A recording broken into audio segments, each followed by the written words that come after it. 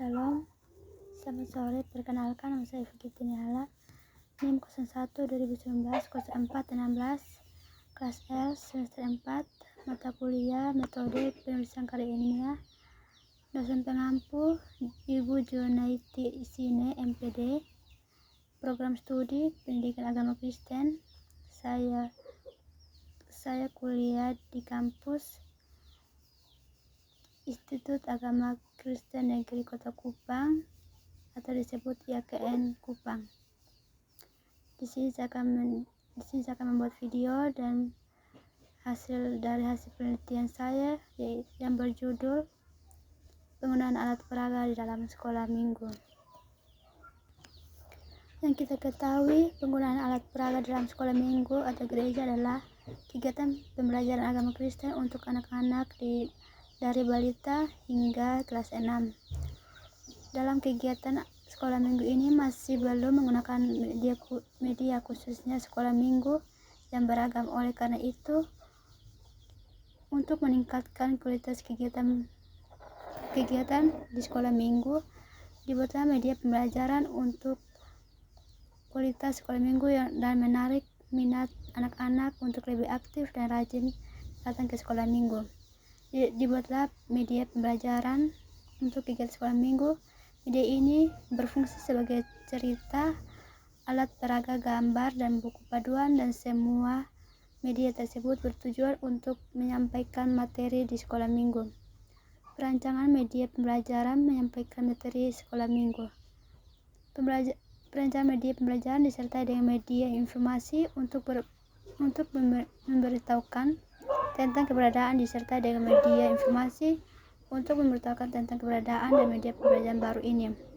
Karena keterbatasan waktu, maka perancangan media komunikasi visual ini tidak keterbatasan waktu pada perancangan media komunikasi. Maka karya perancangan ini belum menjamin keefektifannya, dan gereja Kristen belum tentu benar-benar sesuai dengan kebutuhan anak-anak sekolah minggu. Meskipun demikian, karena perancangan media komunikasi visual ini dirancang melalui metode dan prosedur yang nalar dan ilmiah, maka diduga secara teoritis tersebut efektif. Media ini sangat berguna bagi pendidikan agama Kristen untuk anak-anak. Seperti yang dikatakan bahwa perancangan ini masih mempunyai keterbatasan, sehingga diterapkan perancangan media pembelajaran untuk kegiatan sekolah minggu dapat disempurnakan dan lebih dikembangkan. Namun yang menjadi permasalahan yang ditemukan pada saat ini adalah lokasi pelayanan anak. Sekolah minggu dan penulisan terletak jauh dari kota, atau boleh dikatakan terletak di daerah terpencil, yaitu di Desa Motong Tengah atau Kecamatan Motong, yang menurut letak geografisnya sangat jauh dari pusat kota, sehingga media pembelajaran yang akan digunakan sebagai alat peraga sukar didapat. Yang menjadi permasalahan lain di banyak gereja sekolah minggu, anak itu tidak mendapat perhatian. Kalau guru sekolah minggu contohnya diangkat boleh siapa saja, diantaranya adalah orang yang kurang tahu siap menjadi anak, atau belum pernah punya anak, atau masa anak-anak sendiri tidak bahagia. Masa anak adalah ketika menyerap pikiran yang akan terus diingat sampai dewasa. Sekolah minggu seperti itu tidak mustahil akan membuat anak sekolah minggunya menjadi bodoh. Kalau acara di sekolah minggu hanya menyanyi, mendengarkan cerita Alkitab yang seperti dongeng, cerita khayalan atau kolekte yang dan juga mengejar hadiah untuk Natal. Utamanya, anak menjadi besar percaya tidak bisa membedakan antara cerita Alkitab dan cerita khayalan. Ada juga guru-guru yang menakut-nakuti anak dengan neraka atau cerita yang ditambahin, misalnya anak-anak nakal pada didiknya. Dengan itu cerita Ismail diusir Nabi Abraham menurut guru sekolah minggunya.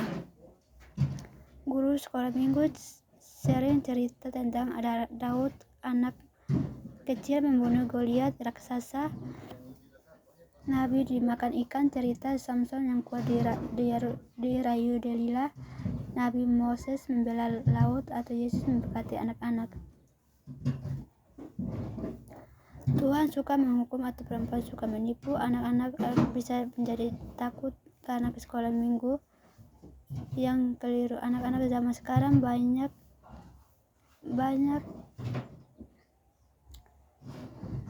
stres karena sekolah minggu yang suka menghukum. Padahal juga banyak tugas dan sekolah minggu mengatur semua seperti seragam, mainan, dan pelajaran. Sekolah minggu mengaturnya seperti gereja untuk anak-anak, tapi dalam gereja saja ada yang pertengkaran, pengaruhnya lalu ke sekolah minggu. Sekolah minggu sudah mestinya diasuh oleh mereka yang bukan cuma punya rindu pelayanan, apa itu di dunia pendidikan, terutama pendidikan di Indonesia ini.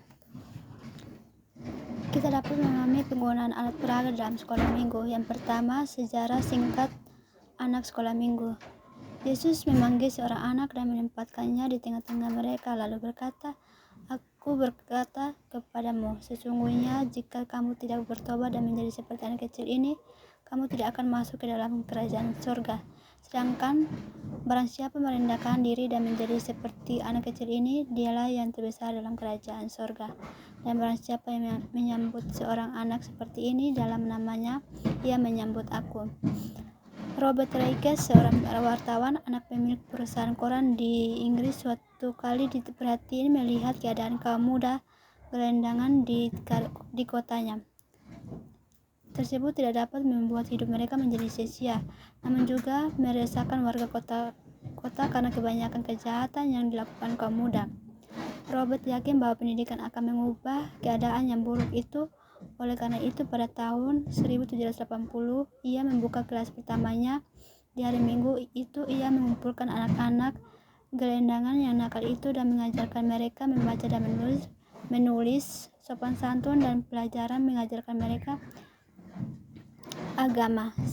Hasilnya memang baik, angka kejahatan menurun drastis. Anak-anak itu sangat menantikan hari Minggu. Mereka sangat senang dengan pendidikan yang diadakan oleh Robert Reiches itu. Pada tahun 1872 mulailah digunakan International Uniform Lesson atau bahan Alkitab untuk sekolah minggu yang diseragamkan. Namun sekolah minggu masih belum digarap secara profesional, tujuannya hanya untuk memenangkan jiwa. Dengan berdirinya lembaga itu, sekolah minggu menjadi lebih maju dengan teori pendidikan modern yang melihat pendidikan yang berpusat kepada anak dan bukan kepada guru. Padahal tahun 1930 muncul kesadaran bahwa keluarga itu berperan serta dalam penyelenggaraan sekolah minggu. Kedekatan orang tua dan anak, baik dari segi maupun kualitas, akan memberi hasil pembinaan yang baik. Memahami sejarah sekolah minggu yang demikian, kita dapat menangkap beberapa hal berikut. Yang pertama, gereja dipanggil secara nyata untuk membawa damai sejahtera Allah. Yang kedua, gereja dipanggil bukan hanya mengajar Alkitab kepada anak. Yang ketiga, dalam menjawab persoalan dan tantangan kekinian yang dihadapinya, gereja mesti mengupayakan sekolah minggu yang sesuai dengan konteks. Yang kedua, metode penggunaan alat peraga di dalam sekolah minggu. Yang pertama, tanya jawab. Menurut kita, metode apa yang paling efektif dalam meningkatkan partisipasi di dalam kelas kita? Apa yang dapat kita lakukan untuk tetap menjaga proses pengajaran tetap berlangsung sekaligus juga mengundang tanggapan dari kelas kita? Yang kedua, diskusi. Selama ini berkembang pemahaman bahwa pembelajaran hanya bisa terjadi ketika guru atau pengajar yang berbicara. Yang ketiga, drama. Bayangkan di situasi ini, dua orang guru atau mengajarkan dosa yang dibuat Daud bersama Betseda. Sebagai guru memilih metode ceramah, guru yang lain memilih berperan sebagai Daud. Yang keempat, proyek atau penugasan. Dalam pelayanannya, Yesus berupaya mengajar dan melatih sekelompok orang untuk melaksanakan amanat agung. B. Memahami teori belajar Skinner atau operan condition. Yang pertama, latar belakang teori Skinner. B.F. Skinner pada tahun 1400 sampai 1990 kebangsaan Amerika Serikat sebagai tokoh behavioris dengan pendekatan model interaksi langsung dan meyakini bahwa perilaku dikontrol melalui prosesnya. Guru mengajar dilakukan dengan beberapa pengantar dari guru secara dan kontrol guru melalui pengulangan dan latihan. Skinner membuat eksperimen sebagai berikut. Dalam laboratorium, Skinner memasukkan tikus yang telah dilaparkan dalam kotak yang disebut Skinner box. Skinner membagi penguatan ini menjadi dua, yaitu penguatan positif dan negatif. Kelebihan dan kekurangan teori Skinner. Kelebihan: pada teori ini pendidikan diarahkan untuk menghargai setiap anak didiknya. Hal ini ditujukan dengan di lingkungan sistem hukuman. Kekurangan: tanpa adanya sistem hukuman dimungkinkan akan dapat membuat anak didik menjadi kurang mengerti tentang sebuah kedisiplinan. Hal tersebut akan menyulitkan lancarnya belajar mengajar.